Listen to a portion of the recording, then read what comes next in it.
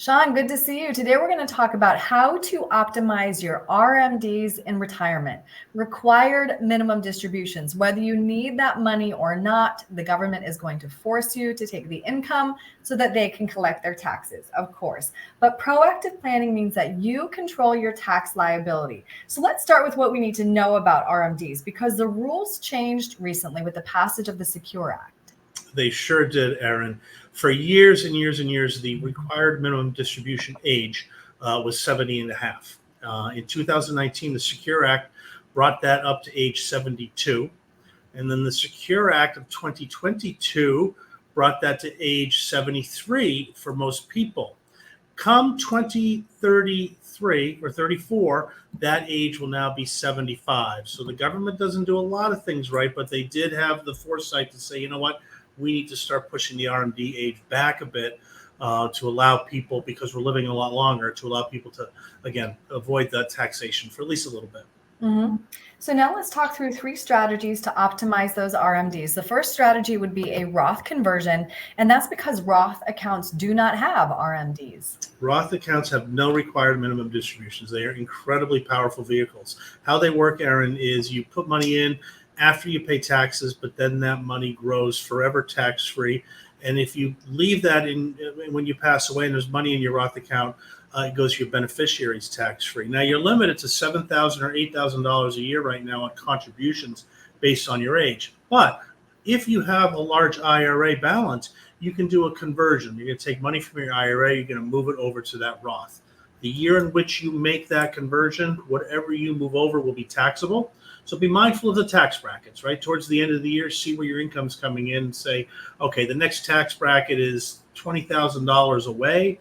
Let's do a $20,000 conversion. Right. You can do that on a regular basis. You can move that money to the Roth and avoid taxation in retirement. Right. It just has to be done strategically.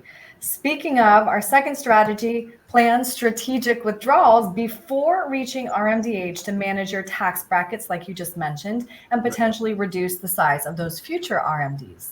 Absolutely. I think right now, Erin, this year and next year is a very good time to take advantage of the low tax rates we have. We are at, as you can see in this chart, historic lows in terms of our tax brackets. So if you can take some money now and get it out of your IRA and move it over to that Roth, you're doing it at a historically low rate.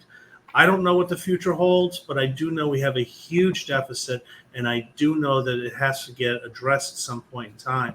The government's probably going to be raising taxes. So we might see in the next several years much higher tax rates. And the downfall of that is we don't want to pay taxes, but if you do those conversions, you're doing those conversions at higher tax rates as well. Mm-hmm. So you can take advantage of this short-term opportunity. And of course, the more money you take out now versus later, the less taxes you're going to be paying in retirement when you need to really watch that nest egg.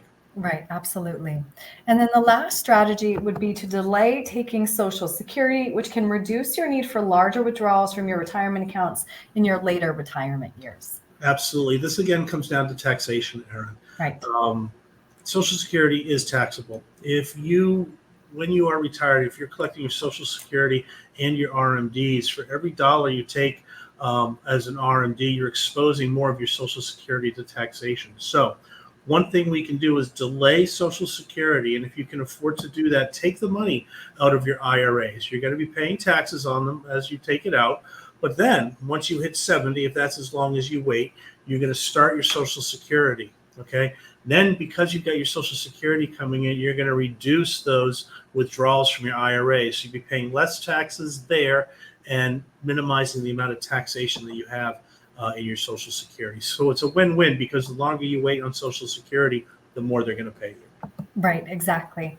Clearly, though, Sean, this all comes down to proactive planning. So if somebody would like to talk these strategies through with you, how can they get a hold of you? Give us a call here at the office. Our number is 603-715-2335.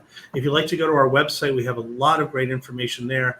You can peruse that information and schedule an appointment right at daviswealthmgmt.com. Great. Sean, thank you. Thanks, Erin.